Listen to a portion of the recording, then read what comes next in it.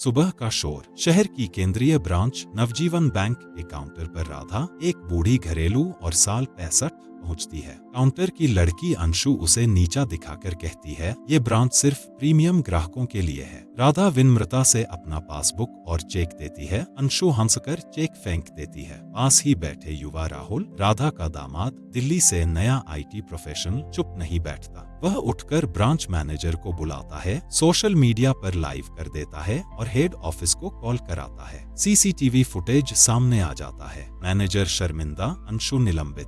राधा रोती नहीं, मुस्कुराती है। अंतिम डायलॉग, इज्जत किसी खाते से नहीं, इंसान से होती है। गांव के अशोक, एक रिटायर्ड स्कूल टीचर, शहर के कोप बैंक में चक्कर लगाते हैं। काउंटर पर लापरवाह क्लर्क सीमा उन पर तंज कसती है। अशोक के बेटे विक्रम, एक कानूनी सलाहकार, आते हैं। कोर्ट की पावर दिखाने के बजाय वह शांत तरीके से बैंक का ऑडिट टीम बुला लेते हैं। बाहरी ग्राहक असलियत देखकर विरोध में खड़े हो जाते हैं। क्लर्क को चेतावनी, मैनेजर को रिपोर्ट सौंपी जाती है और बैंक में हर महीने गरीबों के लिए रिस्पेक्ट क्लार्क ग्राहक सेवा ट्रेनिंग शुरू कर दी जाती है। अंत में विक्रम कहते हैं, कानून ही नहीं, इंसानियत भी हमारा हथियार है। बड़े शहर के मेगा बैंक में नवीन, एक मध्यम आयु के किसान, जांच के लिए आता है। सिक्योरिटी और क्लर्क उसे अपमानित करते हैं। नवीन का पोता आदित्य, कॉलेज छात्र, सोशल मीडिया इन्फ्लुएंसर, सब कुछ रिकॉर्ड कर लेता है और एक क्लिप वायरल कर देता है। अगले दिन अखबार और चैनल बैंक के बाहर खड़े मिलते हैं। बैंक हेड को मजबूरन सार्वजनिक माफी देनी पड़ती है। सिक्योरिटी और क्लर्क को अवैतनिक छुट्टी मिलती है और बैंक में सम्मान पॉलिसी लागू होती है। संदेश, एक वायरल वीडियो भी न्याय दिला सकता है, पर जिम्मेदारी जरूरी है। लीना 75 वर्ष, विधवा, अपनी पेंशन लेते बैंक आती है। काउंटर पर काम कर रही महिला मनीषा ठंडी और ताना देने वाली है। तभी लीना की पड़ोसन और एक्स टीचर स्नेहा, अब स्थानीय पार्षद, वहां पहुंच जाती है। स्नेहा शांति से पेपर्स दिखाकर केस फाइल कर देती है, साथ में मीडिया को बुलाती है। बैंक प्रशासन तुरंत प्रतिक्रिया देता है। मनीषा को चेतावनी और बैंक में सीनियर सिटीजन काउंटर खोल दिया जाता है। लीना आखिर में कहती है, जब समाज साथ देता है तो अपमान का कोई प्रभाव नहीं। एक ब्रांच में रमेश 70, किसान को गलत तरीके से बाहर निकाला जाता है। उस दिन उसी ब्रांच के पास लोकल पार्टी की रैली है। पार्टी का युवा नेता राहुल स्थानीय सार्वजनिक रूप से बैंक का पैनल सजा देता है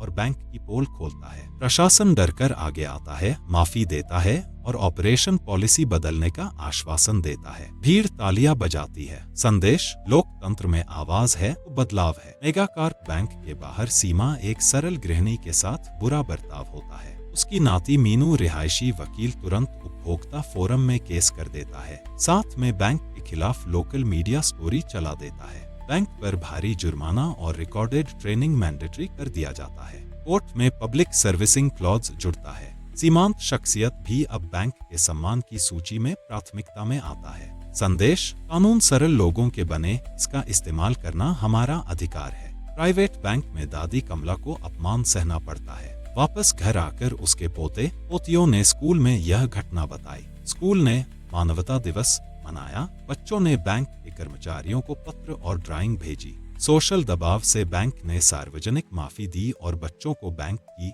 सर्विस और रिस्पेक्ट वर्कशॉप में आमंत्रित किया। अंत संवाद, बच्चे बोलते, बड़े लोग कपड़ों से नहीं, कर्म से पहचाने जाते हैं। सुमित, एक मध्यम वर्गीय युवक, अपने दादा हरिश्चंद्र के साथ बैंक जाता है, जहां काउंटर क्लर्क ने दादाजी को निष्कासित करने की बात की। सुमित आकर चिल्लाने के बजाय शांत रहकर बैंक में एक फाइल ओवरड्राफ्ट का रिकॉर्ड, बैंक पॉलिसी और खाता स्टेटमेंट निकालकर सबके सामने रख देता है। फिर वह हेड ऑफिस को मेल कर और लोकल ऑडिट टीम को ईमेल फॉरवर्ड कर देता है। टकराव का शांत पर्याय अपनाकर बैंक ने तुरंत सुधारात्मक कदम लिए। संदेश, शक्ति सदैव चीख में नहीं, तर्क में भी होती है।